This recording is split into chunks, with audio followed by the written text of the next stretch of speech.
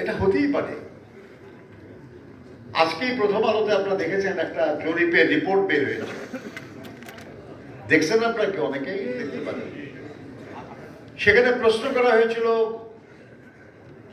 যে বেশি আসন এই নির্বাচনে কে পাবে, কোন দল? শতকরা ৬৬% উত্তরদাতা বলেছে বিএনপি, আর শতকরা ২৬% উত্তরদাতা বলেছে জামায়াতে ইসলামী। ডিফারেন্স হলো ৪০%। আর অন্যান্য যারা, তারা তো অনেক অনেক কম আর কি। আমাদের এমনকি অনেক উল্লেখযোগ্য দল তারা শতকরা ১% না, তার চেয়েও কম সমর্থন।